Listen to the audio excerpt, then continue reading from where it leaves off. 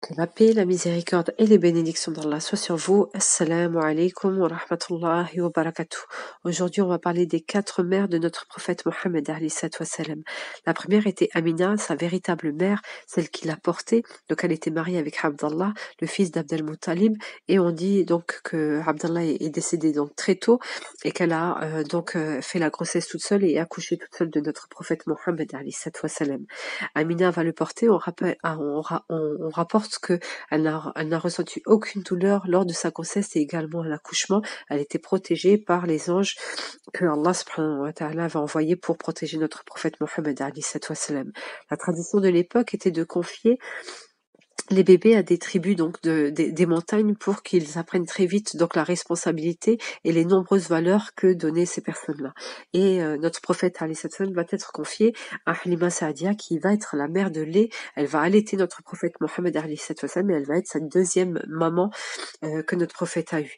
Donc elle va s'occuper de lui. On rapporte comme on l'avait vu dans la biographie de notre prophète alayhi salam, vous pourrez retourner dessus et vous verrez dans les premiers chapitres, on avait vu que elle va voir donc la bénédiction de notre prophète dès qu'elle va le prendre sous sa charge. Ils vont avoir beaucoup de miracles et on dit également qu'elle va avoir la vision donc donc ses frères et sœurs de lait vont voir donc des personnes s'approcher de notre prophète et lui fendre donc la poitrine. Et ils ont eu peur et ils vont donc rapporter notre prophète Mohammed alayhi salam à sa véritable mère, donc avec Amina, jusqu'à ses 6 ans.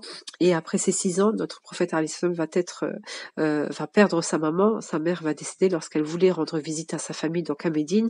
Sur le chemin, notre prophète va perdre sa maman alayhi salam et donc elle est enterrée à un endroit entre Mecca et Médina.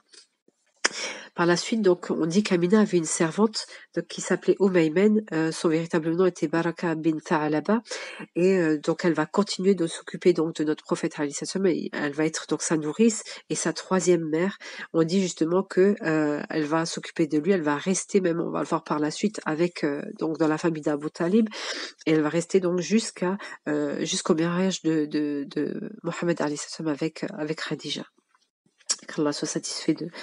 Et donc à la suite du mariage, ils vont libérer Umayman, donc Baraka va être libérée, elle va être affranchie, et par la suite elle va se marier avec Zayd ibn Haritha, et ils vont avoir donc le grand compagnon Hussama ibn Zayd, donc le fils de Zayd, subhanallah, et que notre prophète alayhi salam surnommé le bien-aimé, fils du bien-aimé, parce que depuis le début, donc ils étaient vraiment au sein donc de la famille du prophète alayhi salam. Elle va être sa nourrice et sa troisième mère, comme on l'a vu. Et notre prophète alayhi salam jouait justement avec les enfants de Ali et de Fatima, donc Hassan et Hussein, et avec Oussama. Et on rapporte donc de Umayman était donc une personne de couleur noire. Elle était donc d'origine d'Éthiopie, et on voit justement donc le prophète disait que les deux enfants de Ali et de Fatima étaient plutôt clairs de peau avec Oussama, donc c'était vraiment, voilà, on voit la multitude de couleurs au sein du prophète alayhi salam et il les aimait tous bien évidemment, donc de la meilleure des manières. Et ensuite, on dit donc lorsque le prophète alayhi salam va perdre son grand-père, Abdel Muttalib, il va être confié à son tonton, donc à son oncle Abu Talib. Et donc la femme d'Abu Talib était appelée donc Fatima bint Asad, et elle va être sa quatrième mère. Elle va s'occuper de lui pendant 15 ans.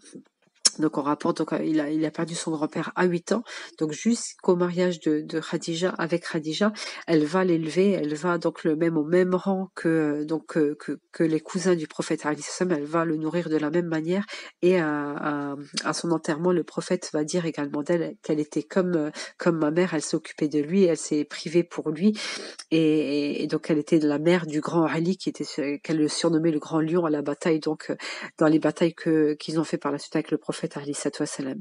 Et par rapport à elle, on sait que Abu Talib, donc Allah donc n'avait pas dit sa profession de foi par rapport à l'islam. Il n'a pas voulu, donc il soutenait le prophète alayhi salam, mais on n'a pas donc dans Allah donc sa conversion de foi n'avait pas été authentifiée par tout le monde.